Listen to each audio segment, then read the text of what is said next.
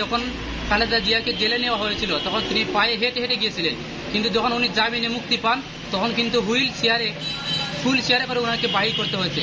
যাতে সুস্থ হয়ে আবার আমাদের মাঝে ফিরে আসতে পারেন, দেশের কাজে লাগতে পারেন, সেই জন্য আল্লাহর কাছে দোয়া কামনা করছি। খালেদা জিয়া হচ্ছেন একজন আপসহীন নেত্রী। উনি আসলে যে শুধু বিএনপির সম্পদ এটা নয়, উনি আসলে বাংলাদেশের যে বর্তমান যে প্রেক্ষাপট, ওনার অসুস্থতা অন্যান্য রাজনৈতিক দল বা অন্যান্য বাংলাদেশের সাধারণ মানুষের মতো আমরাও বিচলিত।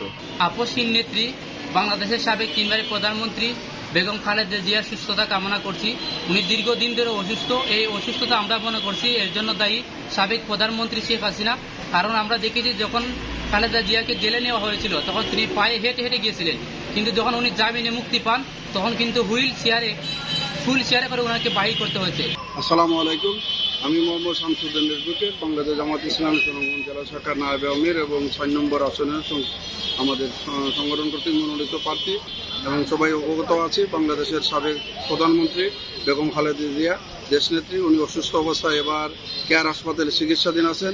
ওনার এই চিকিৎসা অবস্থায় যাতে উনি সুস্থ হতে পারেন, ওনার সার্বিক কল্যাণ কামনা করতেছি। এবং খালেদা জিয়া হচ্ছেন একজন আপসহীন নেত্রী। উনি আসলে যে শুধু বিএনপির সম্পদ এটা নয়, উনি আসলে বাংলাদেশের যে বর্তমান যে প্রেক্ষাপট, বর্তমান যে রাজনীতি, উনি কিন্তু একজন মূল নেত্রী।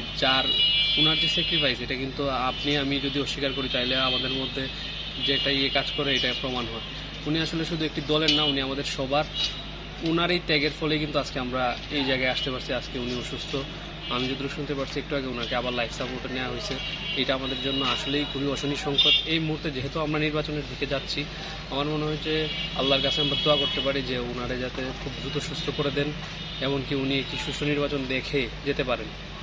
আপনারা সবাই জানেন দেশনেত্রী বেগম খালেদা জিয়া এই মুহূর্তে হয়তো বাংলাদেশের সবচেয়ে জনপ্রিয় ব্যক্তি উনি।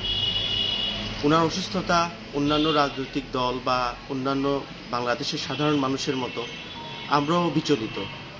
আপনারা অবগত আছেন আমার দলের প্রেসিডেন্ট জনাব নুরুল হক নূর এবং সেক্রেটারি রাশেদ ভাই ওনার খোঁজখবর নিতে এভার কেয়ার হসপিটালে অলরেডি গেছেন। ওনার মতো একজন ব্যক্তির বাংলাদেশের গার্জিয়ান হিসেবে, রাজনৈতিক গার্জিয়ান হিসেবে থাকা অত্যন্ত জরুরি। আমরা ওনার দ্রুত সুস্থতার জন্য আল্লাহর কাছে দোয়া করি।